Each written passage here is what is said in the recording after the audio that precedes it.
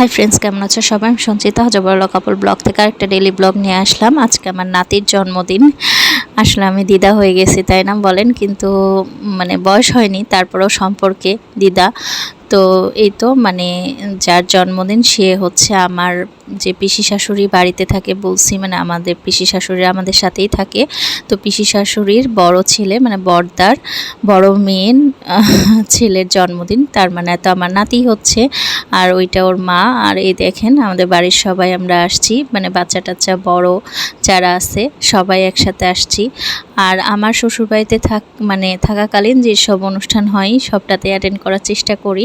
তো এখন এই যে কেক কাটা হচ্ছে, আর সকাল থেকে ওইভাবে ভিডিও করা হয়নি, ওই যে ব্যস্ত থাকি।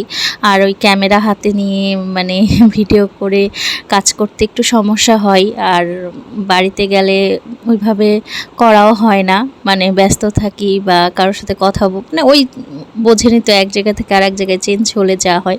তো যাই হোক, মানে আসছি, ভাবলাম যে তাহলে এটা একটু শেয়ার করি।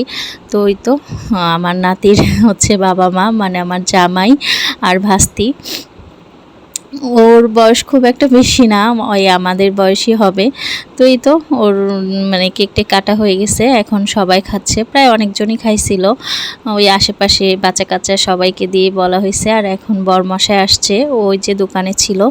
তো আমরা আগে আসছি, ও পরে আসছে। তো আসার পরেই যে ও মজা করছে, যেহেতু ও দাদু হয়, নাতির জন্মদিন।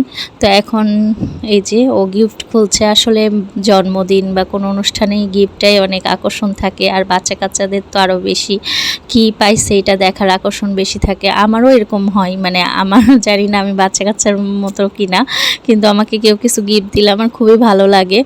তো এই যে ওর গিফট, এগুলো আরও পাইছে অনেক কিছু, টাকাও দিয়েছে অনেকে। তো সব আর তো আর দেখানো হলো না। এই তো গিফট টিপ দেখে এখন আমরা বাড়ির যারা আছি সবাই খাবো।